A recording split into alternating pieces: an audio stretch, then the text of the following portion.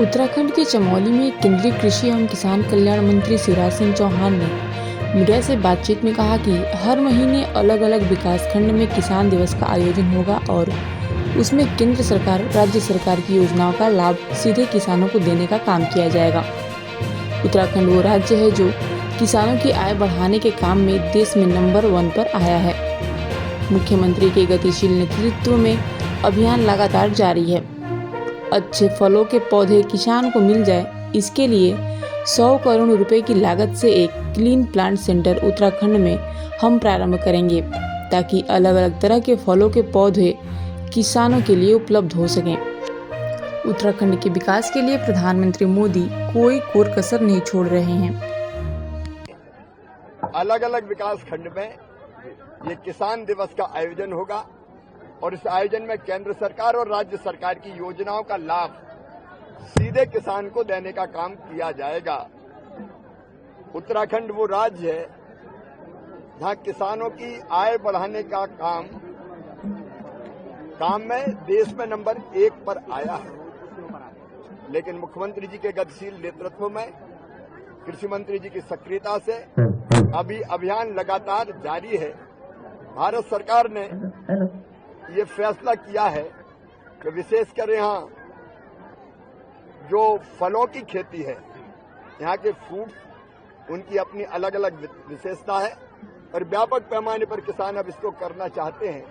लेकिन अच्छे फ्रूट्स के पौधे किसानों को मिल जाए, इसके लिए 100 करोड़ रुपए की लागत से एक क्लीन प्लांट सेंटर उत्तराखंड में हम प्रारंभ करेंगे ताकि कीवी से लेके, सेब से लेके, लीची से लेके, माल्टा से लेके अलग अलग तरह के जो फ्रूट्स हैं, उनके अच्छे पौधे किसानों के लिए उपलब्ध हो सके।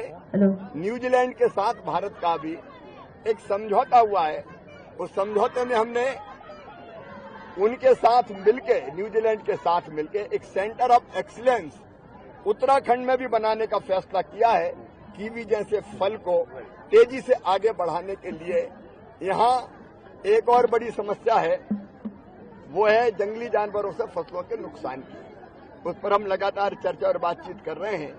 लेकिन अभी आरकेवीवाई में हमने ये प्रावधान किया है कि राज्य सरकार आरकेवीवाई की राशि से घेरबाड़ के काम को प्रारंभ कर सकती है और उसके लिए अभी भी 90 करोड़ की धनराशि तो अभी आरकेवीवाई के तहत रिलीज की जाएगी। आगे भी इस समस्या का और समाधान क्या ढूंढे, उस पर भी हम निरंतर काम करेंगे। यहाँ उत्तराखंड के गांव में और बेहतर सड़कें पहुंचे। अद्भुत काम हुआ पिछले दिनों, गांव-गांव सड़कें पहुंची है, पहाड़ों पर भी। लेकिन अभी अलग अलग सड़कों के लिए 1700 करोड़ रुपए से ज्यादा की राशि और उत्तराखंड को दी गई है प्रधानमंत्री ग्राम सड़क योजना के 4थे चरण में, ताकि सड़कें और तेजी से बनाने का यहाँ काम किया जा सके। बाढ़ के समय भी 5900 से ज्यादा मकान बाढ़ में जो क्षतिग्रस्त हुए थे, प्रधानमंत्री आवास योजना के अंतर्गत यहाँ दिए गए थे। लखपति दीदी बनाने का काम भी यहाँ तेजी से चल रहा है। उसमें भी भारत सरकार अपनी तरफ से पूरी मदद करेगी, पूरा सहयोग करने का काम करेगी। ग्रामीण विकास के लिए अब विकसित भारत जी राम जी योजना भी अब एक नई संजीवनी बन के आई है, जिसमें गांव की जनता ही तय करेगी, ग्रामवासी, कि हमारे गांव का विकास कैसे होना चाहिए और कौन कौन से विकास के काम गांव में किए जाने चाहिए।